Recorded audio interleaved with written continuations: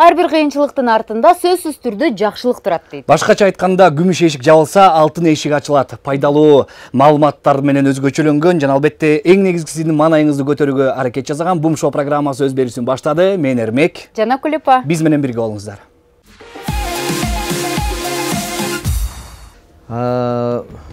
Мен экөөбүз киного тартылып калбадык. Ошону сени көргөн сайын кино эсиме түшүп кетти да. Кино жаатына демек сизди күткөндөр дагы бар экен. Жакында келем. Акыркы жоогуңуз чүйүн чай. Чүйүн чай. Жок. Жооп тура эмес. Бул Баткенге баргансызбы? Ошон үчүн азыркы жаштар биздикине күлбөй койсо, ага да таң калбаш керек. Жаштар өздөрүнүн көргөн эмеси боюнча күлөт. Үчөөнү тең ичесиз. Болбойт да, бирөөсүн тандаш керек. Мен үчөөнү тең ичим келет. Демек сизде баягы Сизде үчөөнү ичкиңиз келет экен, үчөөнгө ичкиңиз келбейт экен. жалпак тил менен айтканда аппетит күчтүү экен да. Жок, эгерде.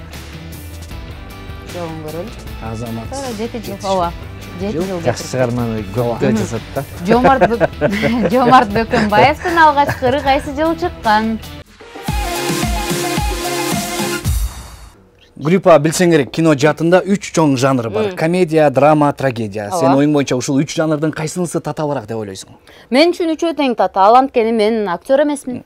Эгерде мен актер катары жооп бере турган болсом, мен үчүн эң оор жанр бул комедия. Анткени көрүүчүлөрдү ил атышы жеңил, ал эми күлдүрүш чындап болот. Мына ушул оор жанрды колго алып, өзүнүн тамашалары менен элдин сүймөнчүлүгүнө ээ болуп келе жаткан ырчы, аткаруучу Куудул Борончу Кудайбергенов бүгүн бизде конокто. Биз менен бирге болуңуздар.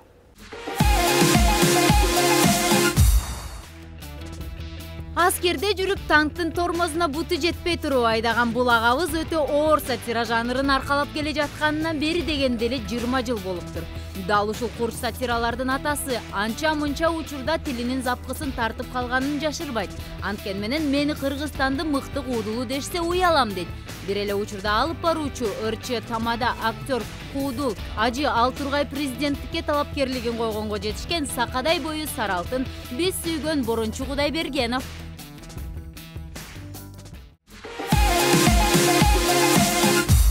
Сиздер көрүп жаткан Бум Шоу программасы бүгүн биздин төрүбүздө Куудул ырчы актер Борончу Кудайбергенов. Кандайсыз? Ден соолуктарыңыз кандай? Үй бүлөңүз кандай? Неберелериңиз кандай? Чоңоюп атышат баары? Иштер жакшы, баары ойдогудай. Неберелер чоңоюп атат. Неберели боло элекпиз, бирок эми буюрса быйыл балабыз үйлөнсө, эмдиги жылы аманчылык болсо неберели болуп калабыз деп. Жакшы. Ошонун камын көрүп аткан экенсиздер да демек, Жакшы.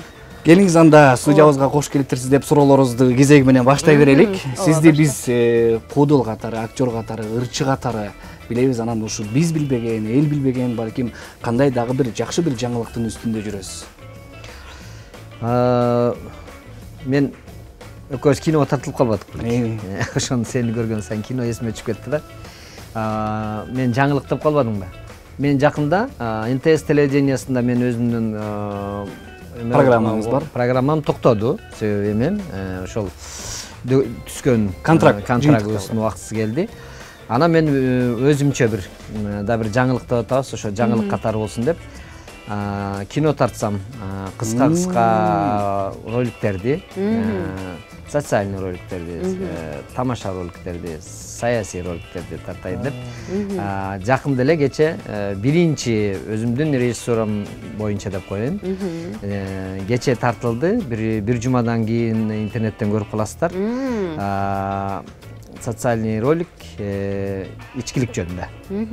Жакшы тема экен. Мындан ары биз сизди режиссер деп дагы таны берсек болот экен да, буюрса. Эмгегиме жакшы көрүп айтасыздар да анан азыр. Бул жерде сценарийин кичинемдер кыскача айтып кое берейин. Атайын ошону тартаардын алдында съемочный бир эмелерди айтып коеюн деген. Тартаардын алдында биринчи жер издеп, анан бир жерден теплотрассанын алдынан бомж жашаган бир жерди таап алдым. Анан актер ойноп бере турган байке менен бардык дагы. Ушул жерде ойнойбуз.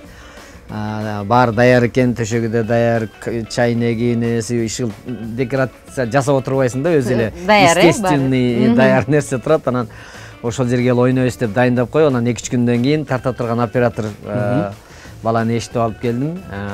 Тынчтык деген жигит азыр көп эмелерге клиптерди тартып жүрбөй, ошол жигитти эшитип келип, ал болсо эмени көргөн эмес, ойной турган актерду көргөн эмес.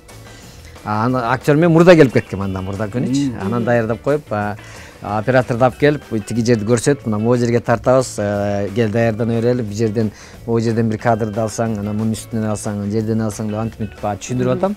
Аңгыча тиги ойной турган байке келди да, ар жактан бомжко окшоп кийинип, анан көрүнбөй, өзүнчө эле ал көргөн жок да эменичи биякта. Ал балдар көргөн эмес, белки эки бала келген. Анан ага чейин жаң келсек, терде бомж жатыптыр. Анан ой деп деметсек, ал качып кетип калды да. Коркуп калгандай, ар ким келди нерсе болот. Анан нар жагынан камералар менен барып, ой деп биздин үйүбүз чыгып, ким бар десек эле ар бирөөсү качып кетип калды. Анын кандай бомж экенин биз деле көргөн жокпуз, анткени мындай жаап алыптыр да, немесин, жаткан жери. Ар жагынан сөйлөп чыгып качып кетип калды. Аңгыча эле ойной турган актер байке нар жакта бомж болуп кийинип алып, анан кел атпай. Анан кел атса, анан башкалар тааныбайт. Беркири тааныбайт эки балачы. Анан алар мага мынтип атпай. Байке жана биз колой келген бомж кайра кел атат деди да. Үйүнө кел атат деди да. Азыр биздин үйүнө уруксат бербей койсо эмне кылабыз деди. Ал деле мен айтам, арендага сурап алабыз дедим. Арендасын төлөп үйүнө алып беребиз десем, келди, бомж келди, анан мен кел атат деп келип атам, мен таанып ошентип койдум да. Келе берсин анан депчи, анан келгенден эле ой деп экөөбүз бомж экөөбүз аябай кучакташып калдык да. Десек эле келер мен түшүнбөй эле мынтип карап калды да. Ушул байкиңер ойнойт десем, аябай таң калып, өңгөрүп алып, эмелерин көрүп алып, мен ушул байкени анткени бул байкени кийин дагы силерге буюрса бир эки үч нерсе тартылгандан кийин буюрса конокко алып келем. Чыгармачылыкта эле жүргөн, биз билген инсандарданбы же? Бул байке илгери окууну бүткөн, тиги Өзбек, Асылбек Өзбек байкелер менен окуган. Ошолордун курсташтары. Кийин чыгармачылыктан алыстап кеткен дагы. Анан азыр кайта мен жолугуп калып, азыр кайрадан алып чыгып атам. Ошондо биринчи лицо өзү дагы, бирок ойногонун эч ким көрө элек, бирок ушул эмеде көрөт, аябай жакшы ойнойт. Жакшы. Жаңылык. Ийгиликтерди калайбыз эми? Кино жаатына дагы. Анан эмеси бир кичине бир сценарий да, кичине бир сценарий. Бомж эртең менен ойгонот, арагын ичет, мындай тезирээк. Анан биринчи түшүп кеткен экен. Тиги арагын ичип антып анан өзүнө келгенде мындайынан караса, тиги кагаздан балдарын жасап алган, бирөөсүн топу кийгизип, бирөөсүн шапка кийгизип, анан аялын жасап алган. Мындай жоолук салып, өзүнүн кыялында семьясы менен отурат да, үй бүлөсүн мындай воображаемый өзүнүн эмеси да. Буюрса жакында көрөт экенбиз. Анан ошолорду эркелетет, ойнойт, аял менен бийлейт, ушул сыяктуу. Анан аягында өзүнүн семьясы келет. Жакшы. Азыр негизи эле ушул кино жаатына алып карасак, көптөгөн кинолор комедия жаатына да чыгып атат. Анан ушундай социалдык дагы бир тасмаларды көрө турган, элибизде ушундай бир эмеге муктаждык бар болуш керек деп ойлойм. Өтө анткени себеби дегенде мен мына бизде казактарда ушундай роликтерди бир дин жакшы роликтер тартылып атат, бизде тартылбай атат го. Ошон үчүн эме кылдым, аракет кылып көрөйүнчү депчи. Жана казактардын казак менен тар менен куудулар менен иштешип жүрбөйбүзбү? Ошол бир куудул постоянно тартылат да. Ошол жанагы эки атасына жыгаш табак берип турган, өзүнчө отургузуп тамак берип коет го. Анан баласы да жыгаш табак алып келип, кийин карыганда силерге ушу менен тамак берем дейт го. Ушул ролик тартылгандан кийин казактарда 2 айдан кийин ушунча катуу таасир болгон экен. Карылар үйүнөн 20% ата-энесин алып кетип калыптыр. Жакшы. Кандай көрсөткүч бул? Жакшы, соопчулук иш. Ошон үчүн ушундай бир абдан жакшы жазып койдум, аз даярдап эмелерим бар, буюрса аны тартам. Анан тамаша жагынан алып көргөндө шайлоо келатат. Саясий немеден, мисалы бир кыскача айтайын, бир аксакал киши шайлоого келет. Шайлоого келип анан сурайт, ушул жерде шайлоо өтүп атабы десем, ошо ушул жерде өтүп атат. Менин байбичем келип кеттиби? Байбичеңиз ким эле? Баланча десе, азыр биз компьютерден көрө коелу деп көрүп анан. Сиздин байбичеңиз эң биринчи саат 8-де келип шайлап кеттир десе, абышка настроенияныз түшүп, таңыңыз ырай, мага жолукпай кеткен тура дагы дейт анан десе. Эмне, байбичеңиз эрте туруп кетип калыптырбы деп берки кыздар сурайт да десе, айтат, аксакал айтат. Жок, байбичем өлгөнүнө 10 жыл болду, бирок шайлоого келип кетет. Шайлоо жөнүндө. Сыяктуу дем. Жакшы экен. Буюрса ага дагы күбө болобуз сиздин тамашаларыңызга, социалдык роликтериңизге. Анан жакында концерт берейин деп атасыз. Кыйындардан кызык бир сонун бир Кыйындарды Кандай кызык даярдык? концерт. Эми бул концертти мындай деп түшүндүрүп кое берейин. Бул өзү кайрымдуулук концерти. Өзүмдүн тууганым баарыбыздын биз мындай ойлойбуз, өзү мусулманчылыкта мынтип айтат да, жамандыкты напси деп коет, жамандыкты сага келбейт, сендик эмес деп дайыма напси жамандык түртүп коет экен. Аварияны көрүп калса, бул сен эмес, башка авария болот дейт. Бирөө өлүп калса, сен өлбөйсүң, бул өлө берет деп ушундай напси түртүп тура берет дейт. Ансамдай биз билбейбиз. Бизге качан жамандык келип каларынчы. Айланып жүрүп, кайрымдуулук концерттерге катышып калсам, бирөөнүн боору жарабай калып, бирөөнүн бөйрөгү жарабай калып десе барып катышып жүрөм. Анан мындай катышып соопчулук үчүн деп, бирок мындай эме кылбаптын да. Анан өзүмдүн да, мындай тууганымдын эме боору такыр абсолютно эме болбой калган экен, сырттан операция кылыш керек болуп. Анан ошого өзүм кесиптеш жанагы кыйындарды токтоп анан кайрымдуулук концерт кылайын деп, анан ошого түшкөн каражат ошо 40 000 долларга чейин акча кетет экен. Анан ар ким өз туугандар колубуздан келишинче дегендей болуп, ошол концерт. Ошон үчүн концерт жакшы болсун деп, анан ушундай элге аябай белгилүү болгон ырчы кудулардын баарын топтоп, анан өзүм концерт алып барып, ушундай бир жакшы концерт болот. Мүмкүн болсо келип ошол көрүп кетсин, анан баарына эле неме оор болбосун деп, баарына бирдей эле 300 сомдук баа кылып койгом. Бул концерттин жолу өзү ошондой. Бул кайрымдуулук концерт. Негизи элибизде жакшы бир сөз бар, көптү көрсө көл болот дейт. Андыктан мүмкүнчүлүк болсо биз дагы келип, ушундай туугандарыбызга өз салымыбызды кошуп, жардамыбызды аябай эсеп дегенде, Кудай бизди мындай нерседен алыс кылсын, ар бирибиздин башыбызга түшпөсүн деген. Өзү ошол садага келаткан кырсыктан алыс кылат деп бекер айтпайт, себеби дегенде ошол садага кылып, соопчулук кылып жүрүшүбүз керек. Келаткан бале алыстап турат экен. Мага келбейт дебеш керек да. Кийинки суроону тамашалуу суроо даярдаган болчубуз. Анан кийин бул эмне деген суроо деп ойлобой, жакшылап тамаша катарында кабыл алып жооп берип койсоңуз жакшы болот аябай. Тамашалуу жооп берсеңиз дагы сонун болот. Элестетебиз. Жок, тамашалуу жооп берүүгө аракет кылам, себеби дегенде азыр мен мондай кнопканы бассам оталып кете турган машина менен келдим да. Жакшы экен. Азыркы күндөгү глобалдуу маселени айттым. Просто мен оң жагында да. Жакшы экен. Элестетиңиз, эгерде сиз чиркей болсоңуз, сахналаш досторуңуздан кимдин канын ичкенден рахат алмаксыз. Чиркейлер мындай ар бир кишинин канын ичкенде өзүнчө бир рахат алат экен да. Ошондойсуңар. Варианттарыбыз бар. Абдылда Иманкулов, Рахман Разыков, Күмөндөр анын баарын эле эме бул тигиден баарын эле өзү. Баарын эле кан ичмекмин өзү. Жок, бирөөсүн кимдикин бирөөсүн мындай өзгөчө бир рахаттанып мындай. Булардын каны ичкин болбойт, таза эмес да. Мен андан көрө тазараагын тандайчы. Кимисин тандайт элеңиз? Кимисин тазараак. Үчөөнүкү тең мен сомнениям бар да. Тем более коронавирустан кийин мен коркуп турам да ошолордун каны ичкенденчи. Баары бирөөсүн тандашыңыз керек болот. Ошо сахналаш досторуңуздан эл алдында үчөөнү тең атпайбы? Үчөөнү тең ичесиз. Болбойт да, бирөөсүн тандаш керек. Мен үчөөнү тең ичким келет. Демек сизде баягы сизде үчөөнү ичкиңиз келет экен, үчөөнү ичкиңиз келбейт экен. Жалпак тил менен айтканда аппетит күчтүү экен да. Жок, эгерде каны таза болсо үчөөнү тең ичип коесумбу дедим да. Анан каны таза болсо анан каны тазарактардан айталыбы варианттарды? Кимден баштап ким менен жыйынтыктайт элеңиз? Мисалы Рахмандан баштап Абдылда ким эле? Күмөндөр үчөөнү тең эле катар менен. Кимиси биринчи туруп калса ошондон баштап. Ошондон баштайт. Кимиси мага попадать этсе деп эле. Жакшы. Мына ушундай жакшы маанайда биз өз берүүбүздү улантабыз. Азыр кыскача музыкалык туунуудан кийин жолугушабыз. Албетте сиздер көрүп жаткан Boom Show программасы. Бүгүн бизде конокто Коодул Борончу Кудайбергенов. Кандайсыз да бир жолу? Жакшы. Маанайыңыз жакшы эле отурасызбы? Кудайга шүгүр. Жакшы экен. Жана башында силер баштап атканда мынтип айтып калдыңарбы? Ар бир кыйынчылыктын аркасында жакшылык бар деген.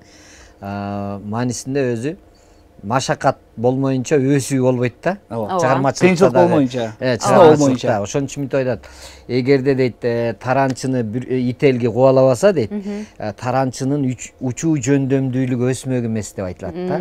Философский айтып берейин, себеби дегенде ителге кубалабаса таранчы уссабычы учпаса бактын таштын үстүнө жатып алып эле жүрө бермекен да Рахаттанып эле. рахаттанып анан ителгиден качам деп атып ташка жашынып бакка жашынып атып учуу жөндөмдүүлүк өсөткөн Үйрөнгөн, ошон үчүн адам баласына машакат берилет анткени ал өссүн кыймыл аракет өнүгүү алдыга жылыш болуш үчүн машакат болуш керек кандай гана керемет сөз Ооба да. эми сизди баягы коомчулук аябагана жакшы эл адамы болосуз. эл адамысыз, эл сыйлаган, биз сыйлаган дегендей анан ушул баягы коомчулуктан бир келип сиз менен сүрөткө түшкөндөн же болбосо бир мындай кайрылуулардан тажаган күндөр болобу?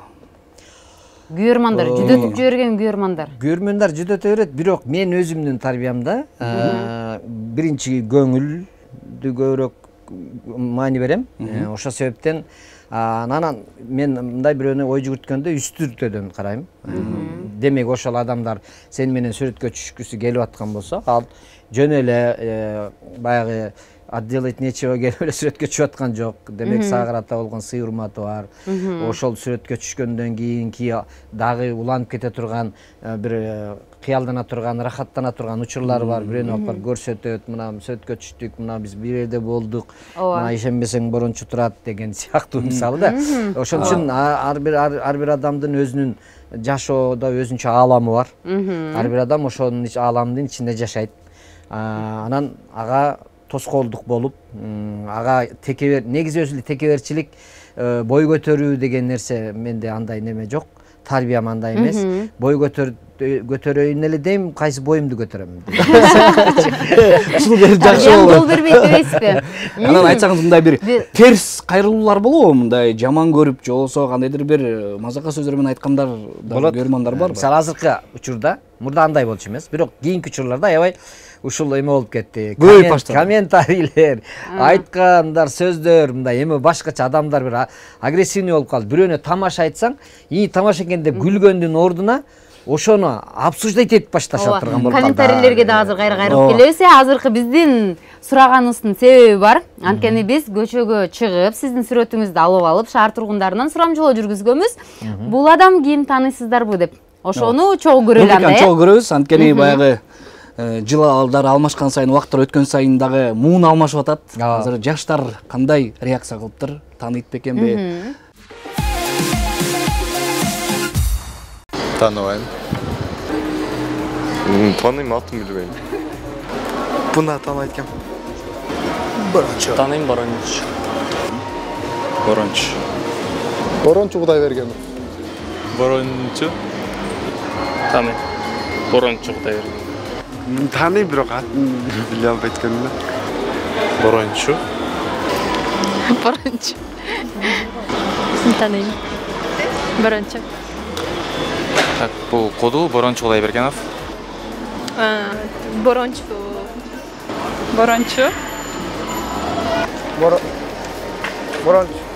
Борончу. Таныйсызбы? Таныйм. Таныйм. Атын билбейм бул.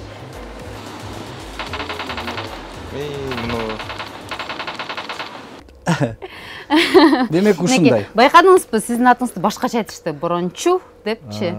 Күмөндөр байкени, элдер күмөндөр байкени мисалы илгери аябай популярный болгон да. Ошондо күмөндөр байкени элдер куудул деп түшүнгөндө биз кийин барып калсак бизди минтип айтат эле. Куудулдар келди дебейчи, күмөндөрлөр келишти деп айтат эле. Бирок ошондо мен ошо түшүндүгүмдө ошончо популярный болгон адамды элдин эле тааныйт экен деп ойлонуп алыптырмын да. Анан бир жерден сүйлөшүп отуруп анан күмөндөр байке келип калды, анан кийин күмөндөр байке десем эле бирөө ал ким ал күмөндөрүң деди да. Десе мага катуу тийди да. Эмне муну какшыктап атат. Эмнеге тааныбайт? Көрсө тааныбайт экен да, чындап элечи.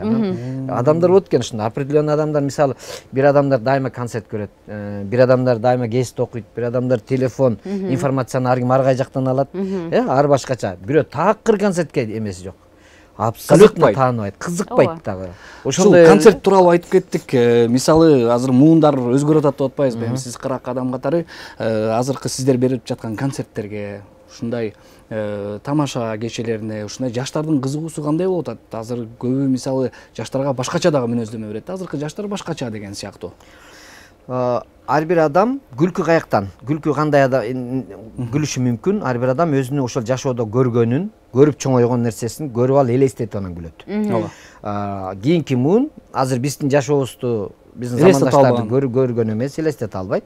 Биз ошол кезде монтип турган айылда баратканда арабанын дөңгөлөгү айланып кетип аткандачы арка түшкөндө митчи эмес белек десек, жаштар эмнесин элестетип күлүшү мүмкүн. Билбейт. Эмне болуп тур дейт. Ал вообще түшүнгөн.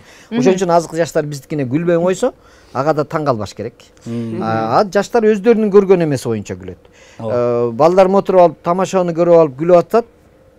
Мен көрөм, такыр күлө албайм дейсизби? Анан биз аялым экөөбүз отуруп, тигилердин күлүп атканын көрүп, буларды көрүп күлөбүз да. Тигил жакта эмес, балдарыңыздарды. Эмнесине күлдү болду экен деп. Тигилердин башкача. Анткени жакта экөө чыгып мынтип айтты да, бир чоңураагынан бир кичике бала чыкты да. Тико менен КамАЗ келди деди, экөө тарс деп сүзүштү дедилер, бирөө шарт бирөөсүнүн мойнунан алды. Болду. Ушундай. Биз өз берүүбүздү улантабыз, биз менен бирге болуңуздар. Кызыктын баары алдыда. Мен чыгып мекенимдин тоолоруна, ой кошом оболонтуп ойлорума, кубанам сыймыктоло жүрөгүмө, кулуну кыргызымдын болгонума деп, ар бирибиз кыргыз болгонубузга сыймыктансак керек. Азыр мына Борончу мырза өзүңүз көргөндөй астыбызда 7 чайник турат. Анан 7 кереметтүү дубан бар.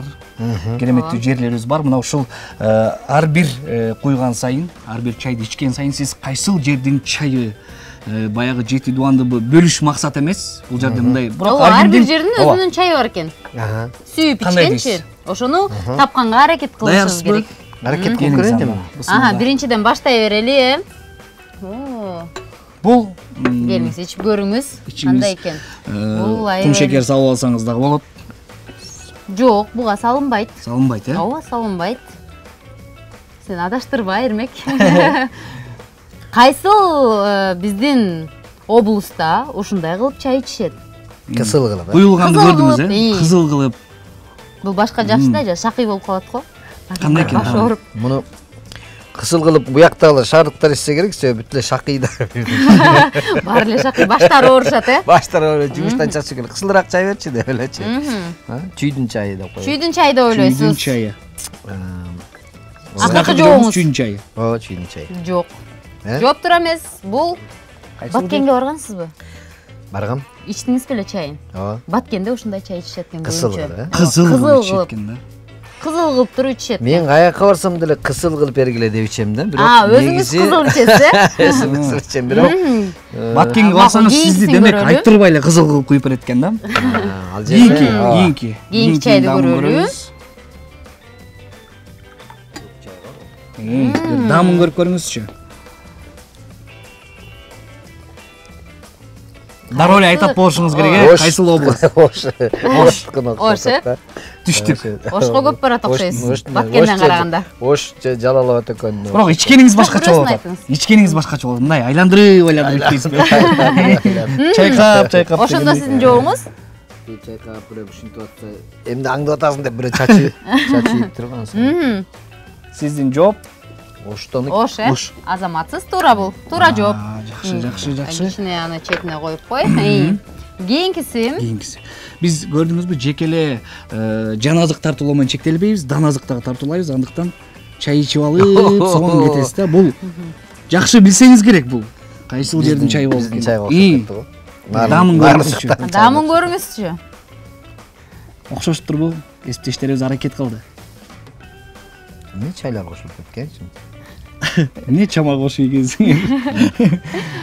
Кайсыл жердики? Ичип коюңуз, бирок ушундай болуп калды. Негизи бизден нарында сүт деп чай берет. Сүткө дагы эмне кошулат? Сүткө туз кошулат. Мага окшогондор сахар деле кошуп алат. Негизи туз да кошуш.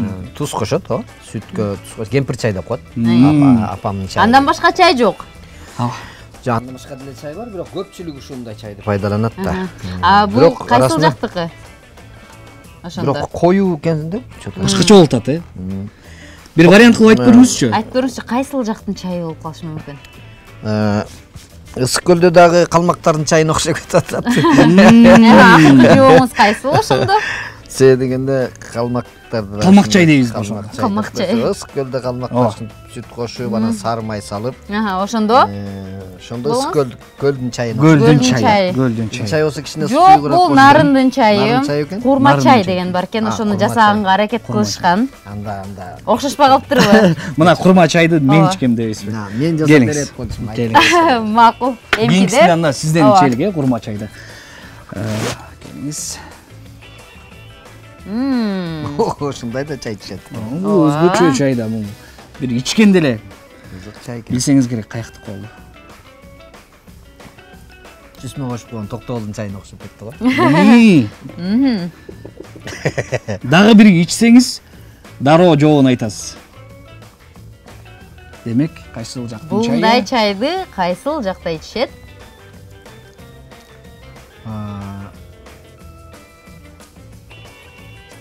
Жалалабад вариант болуп калабы эгер Токтогулдук болгон болсо. Токтогул болсо Жалалабад. Жалалабад деген ошо эмес. Ойлонуп көрөсүз го. Жалалабадта мындай. Так. 1 Кайсылыгына? Азыр мен ана кайсыл? Ош кетти. Нарын кетти. Нарын кетти. Анан чүй кетти. Баткен кетти. Баткен кетти. Баткен. Нарын кетти. Бул кайсыл? 1 2 3 Сиздин сиздин жообуңуз. Кайсыл областтар калды эле? Айта бериңиз. Оюңузга келген кайсы деп ойлойсуз? Чүй, гөл. Гөл деп коеюнчу. Гөл. Гөл деп ойлойсуз. Тура жоон. Ооба. Бул гөлдүн чайы, сүт чай. Эми кичине сүтү көбүрөөк болуп калыптыр. Туздан салынган сүт чай, Бирок силер негизи туура эмес жасапсыңар. Чайларды спецтерге жасатышыңар керек экен. Биздин өзүбүздүн профессионалдар бар чай жасап. Курма чайды ичкенде Буга деген мурда ооба сахар салынат. Бирок азыр андай шекерлер жок, эми чакмак деп койчу, ошону салып, чоң да, будан чоңураак болот. Ошону салып анан кийин ичишчү. Этиги да. Жок, алынабат. Ал башка. Ооба, бул кант. Чакмак канттарды кошуп ичишчи мурда. Анан азыр ал чыкпай калган андай канттар. Кайсы областтар калды? Кайсы област калды? Кайсыл жер? Кимдер ошентип ичишет? Таттууга жакын да.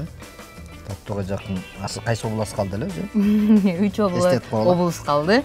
Ысык көл кетти, Нарын кетти, Баткен кетти. Чүй. Талас. Жалалабад. Чүй. Чүйдө да ушунчу жет деп ойлойсуз, Сиздин жообуңуз чүй болду. Туура. Жок, туура эмес. Бул Талас. Таласта, ооба. Таласта ушун чакмак кант менен ичишчү. Келиңиз. Кийинкиси анда. Жылдырып коелу. Бул жагын мен коюп берейин эми. Ооба. Таласка көп эле барасыз да. Барганда ушундай таттуу ичесизби? Мен бардык жерде эле бирдей эле ичесиз, таттуу иче берем да. О, Эки област калдыбы? Ооба, эки калды. каяк? Бул чайды кимдер ичиши мүмкүн? Дароо эле табастан куйгандан деле байкабайсызбы? Куйгандан деле байкабайсызбы? Эме таттуу бар экен го. Ооба. Демек, Кайсы областтар калды эле? Талас кетти. Талас кетти. Калгандан азыр бизде чүй бар. Келиңиз, сиз эми ичип тап аракет кылып көрбөйсүзбү? Чүй бар. Мындай аралаштырып албайын деп атам да, калган экөөнү мындай айырмалаңыз. Мисалы, чүй менен Макул. Жалалабад калдыбы? Ооба. Баба, Жалалабадта бар. Анда ушу чүй экен. Чүй, Таап алдыңыз, жеңилдик болуп кетти биз жактан, макул. Анда акыркыны келиңиз, акыркыны, ооба. Менен ал Жалалабадта. Ооба, келиңиз, эми аданда ооз тийип коюңуз. Анан ооз тийиңиз. Ооба, наваттан Атайын сиз салып. үчүн аракет жасадык. Буга нават салынышы керек, негизичи. Нават жок эле ичип саласызбыз, келиңиз, мен сизге нават салып берейин. Өз эрежелери менен, Ооба. Просто мен эме курма чайыңар менен жана мен нарындын чайын жасай албапсыңар. Жерде кыздарыңар ким жасаса дагы эме Окшошпой калыптырбы? мындай калып Ошону айтпай деле койсоң. Мен себеби, эмнеге антип айтып атам? Анан Себеби мен бир нече тамактын түрлөрүн билем. Бир нече тамактар жасайм. Ошо себептен айттым. Макул. демек эмкиде биздин ушундай кесиптештерге сизден жакшы бир сунуштарды Ооба. Бул атайын билесизби, Жалалабадта атайын кудаларга берилет экен нават менен. Сыйлуу конокторго. Эфирдин башында айтып калдыңыз. Кудаларга бергенде бияк көк чайды да кошуп койсоңор болот кичине. Ошондо эмне болот? Райс чай болот. Махаббат чай. Махаббат чай өкө аралашканда. Сиз эфирдин башында айтып калдыңыз, баягы Куда чай дегенден улам айтып атам, улум үйлөнгөн алдында турат, ошону күтүп атабыз деп. Мен сиз дагы бир жакшы бир кудагы күтүңүз. Ушундай эле жакшы маанайда биз өз берүүбүздү улантабыз, бизден алыстабаңыздар, кызыктын баары алдыда. Пакетимди берсе кетет элем. Мен сүйгөн менен пайда жок. Кантейин жаным айлам жок. Күнбүдүң сүйүң барчудай. Балбылдап көздөрүң кара-кара. Айтамын сүйүмдү сага гана. Айтамын башканын кереги жок. Көргөндө көзү кадалат, көйкөлүп чачы таралат. Назданат бикеч назданат ко, сүйүм тамшанат. Керили басканы сулуу чайкалат ко, сүйүм тамшанат. Көргөндө көзүм кадалат, көйкөлүп чачың таралат. Назданат бикеч назданат ко, жүрөк тамшанат. Жаштардын шары жалалабат, күн өткөн сайын жашарат. Түгөн бөйүрдай берүүчү ырларым сага арналат. Жаштардын шары жалалабат, күн өткөн сайын жашарат. Түгөн бөйүрдай берүүчүн ырларым сага арналат. Жалалабат менин күнүм, жалалабат сенин күнүң. Келсең курбум көрөсүң, жалалабат шарын бүгүн, мына бүгүн. Коштошууга колум барбады. Өз сүйгөнүм мени алдады. Жалоруп мени карап, көздөрүң балбыл жана. Коштошууга колум барбады. Өз сүйгөнүм мени алдады.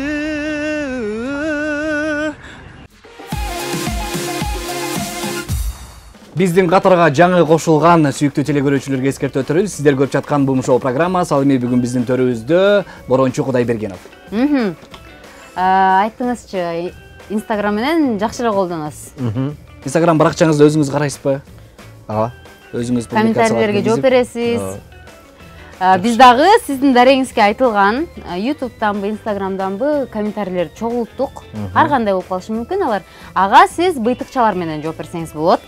Эгерде быйтыкчалар жетишпейт десеңиз, кыскача кылып сөз менен жооп берип койсоңуз болот аларга. Колуңузга батышынча алсаңыз болот. Иштеги сезимдерди ушул быйтыкчалар менен чыгарабыз. Даярсыздар? Анда эмесе баштайлы. Ооба. Аскат Байзаков калтырыптыр. Айланайын боке, сакадай бою сары алтын, адамдын көөнүн шаңгылган сөздөрүң баары алтын, аман бол дейт. Сиз дагы аман болуңуз. Ооба. Кийинкисин мен окуп коеюн. Адилет Жунушалиев дейт. Ушул комментарийлерди окуйсузбу, Борончу байке дейт. Тетиги кызыңарды жөн эле койсоңуз болмок, же узун кийишсин да уят. Өзүңүз ажыга барып келип, ушул нерсени чыгарганыңыз бети жок бетбактар болуп калат дейт. Бул сиздин Борончу шоуңуздагы Ооба. берүүңүзгө жазылган комментарий экен. Бул да сизге хейтерлердин бирөөсү атайын келди сизге. Ушул коммент угар менен келди да. Ооба. Кийинкиси Улан Аманторов калтырыптыр. Борончу элди чакырып алып, аягына чейин өзү эле сүйлөй берет экен дейт. Конокко чакырган чакырып. Гүлзада дейт, элдин көзүнө көрүнгөн адам сөгүнгөнүңүз өтө одонолук дейт. Ооба. Бул былтыркы окуялардан окшойт. Ооба. Мен ушуну сөгүнгөн болотом да. Ооба.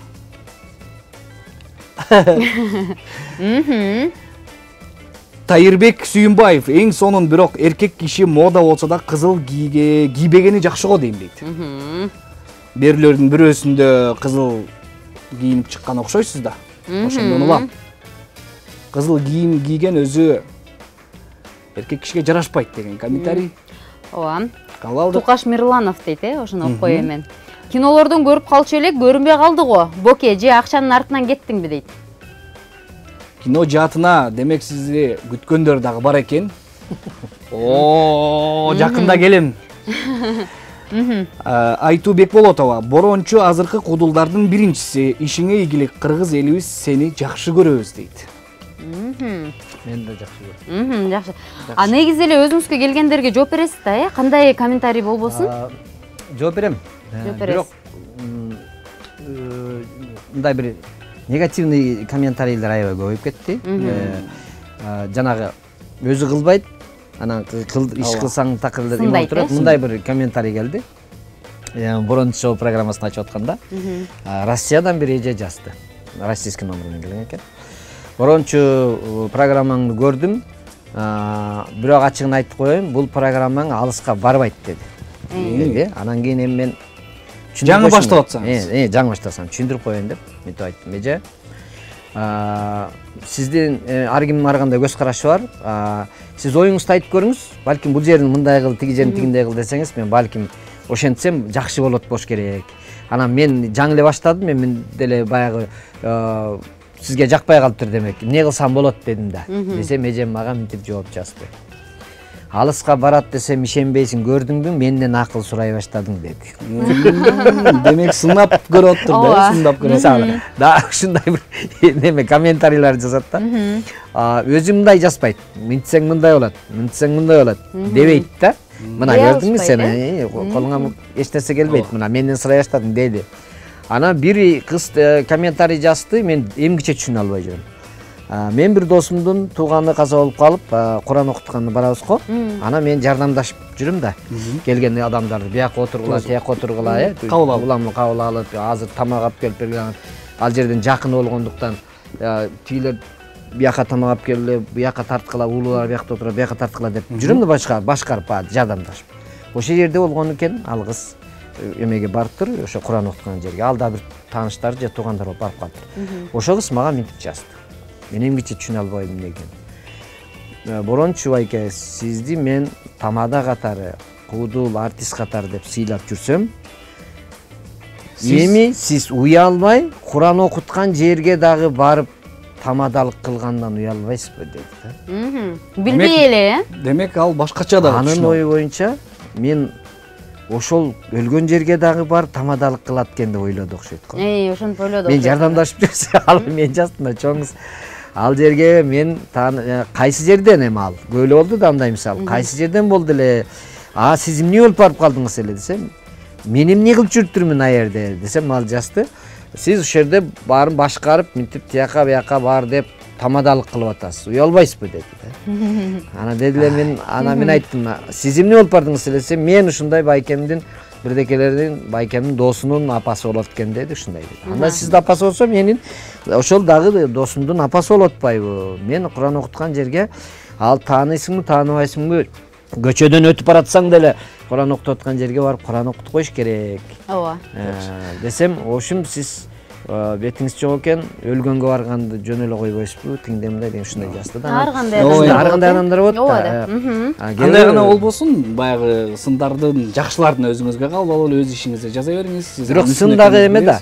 Эгерде силердин көрсөтүүңөргө сынды бир өзүңөрдүн жүрөгүңөргө жага тургандай бир жакшы бир идеяны айтып, колдоо болсо, анда сен сүйүнүп ал сынга неме аласың. Анан ушул өкөң кыйраттың, өкөң чыкпай эле койсоң болмок эле дей берсең. Андайлар бар да.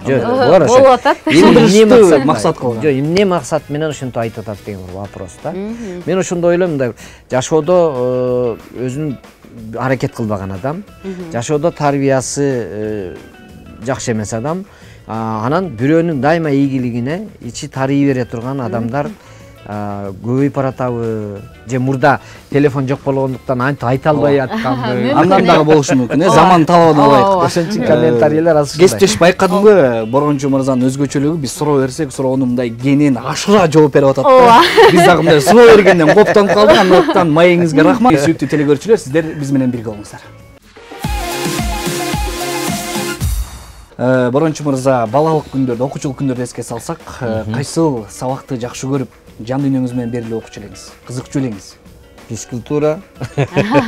Эл катары эле, эл катары эле. Жигиттердин, мырзалардын жакшы көргөн сабагы. Анан эме, кол эмгек. Музыка. Музыка. Жакшы. Бул сурап атканыбыздын себеби атайын биз суроолорду камдап койгон болчубуз. Азыр ушул суроолор адабият. Адабиятында. Биз сыйра эстеп билгендерге жооп берип, эгерде билбей калсаңыз, анда өзүнчө жазабыз дагы бар. Даярсызбы? Билбей калсак комментарийлер кетет экен да. Комментарийлер жай баштайт экен. Көрөлү анда. Көрөбүз. Гарри Поттер чыгармасынын автору ким? А. Дженнифер Стоун, Б. Тони Моррисон, В. Джоан Роулинг.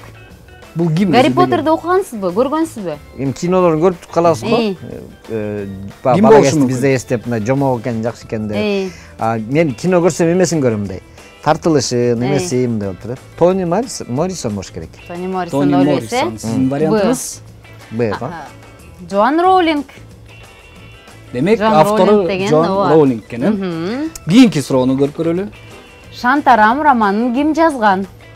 А. Григорий Дэвид Робертс, Б. Эрик Рот, В. Халед Хасейни. Кайсынысы жазган? Шантарамды окугансызбы? Муну окудуңуз беле, кызыктыңыз беле? Окуй эле, окуй эле. Ошон үчүн билбей калдым да. Демек, мындан кийин бир мүмкүнчүлүк болсо окуйт экенсиз да?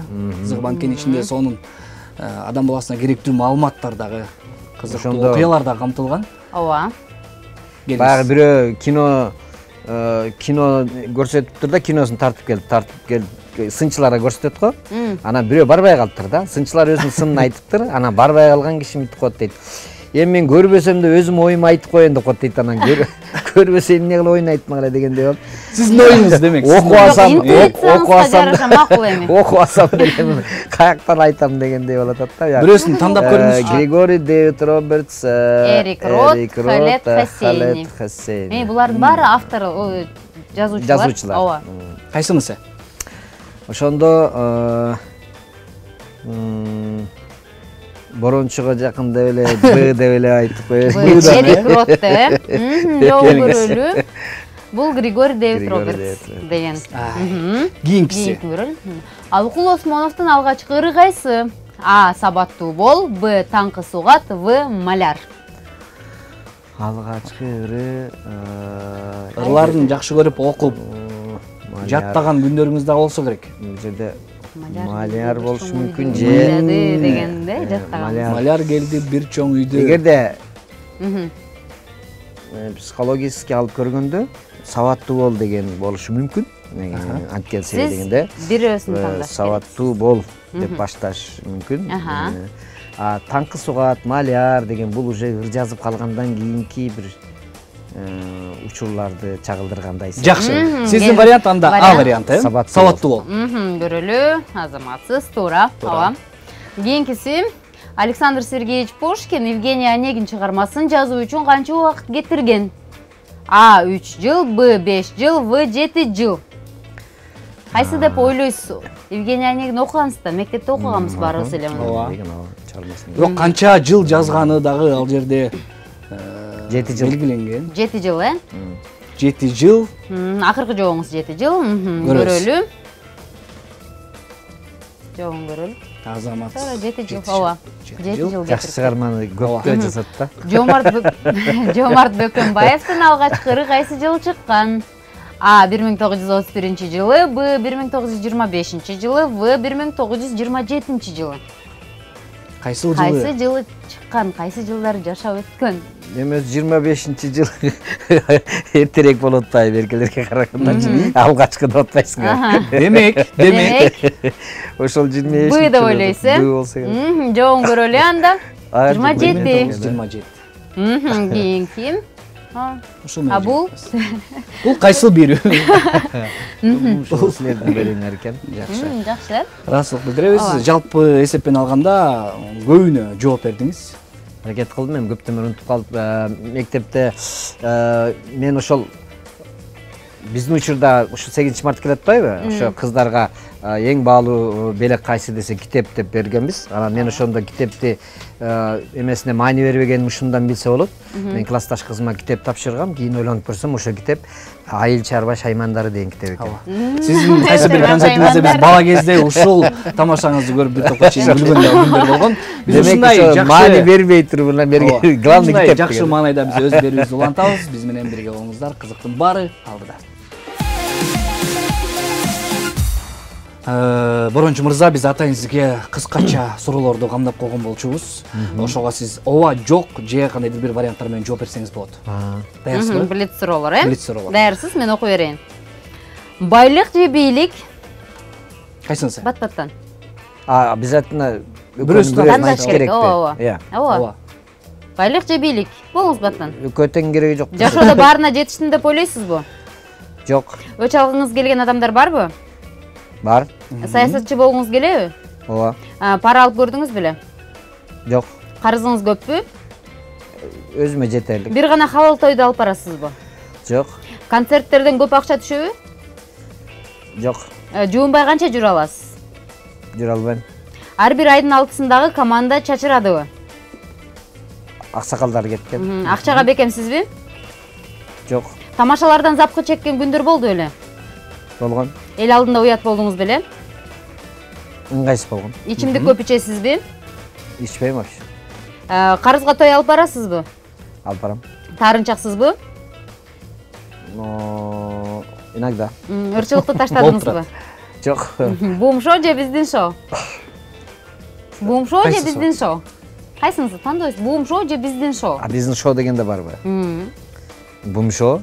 Жашоодо урааныңыз? Дайыма алдыга. Дайыма алдыга. Ооба. Ар дайым эле ошондой болсун. Элдин сүймөнчүлүгүнө дагы ээ болуп, жакшылыктарга гана жаратканыбыз сизге насип этсин, күбө кылсын дегендей.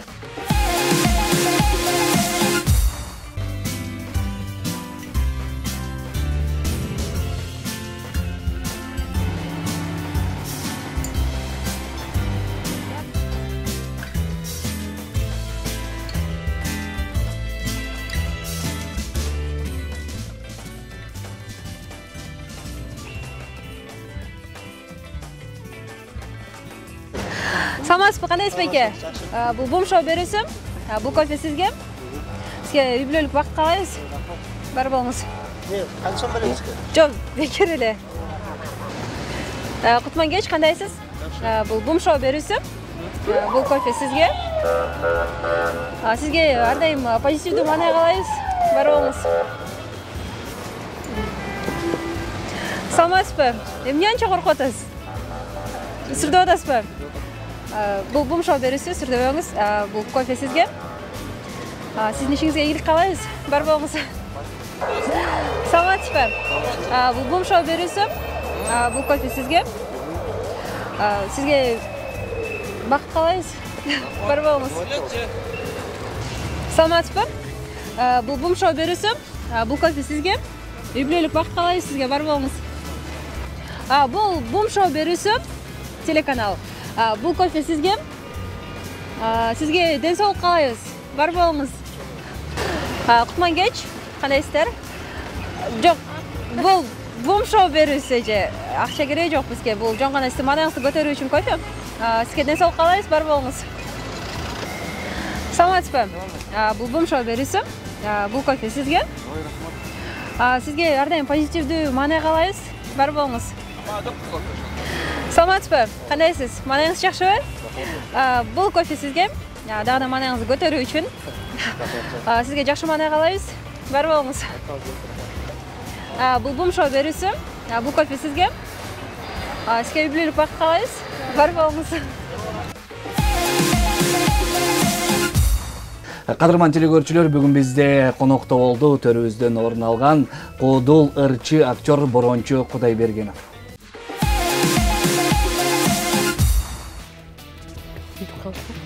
Жакшылыкты тилек кылган. Жакшылыкты тилек кылган. Кел. Кылдыратамбы?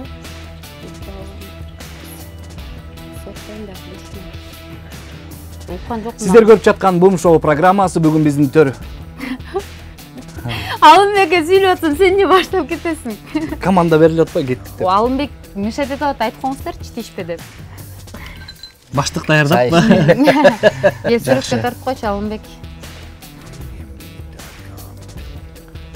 Эмне кылышыбыз керек азыр? Суроолор чыгат экранга. Анан сиз жооп беришиңиз керек.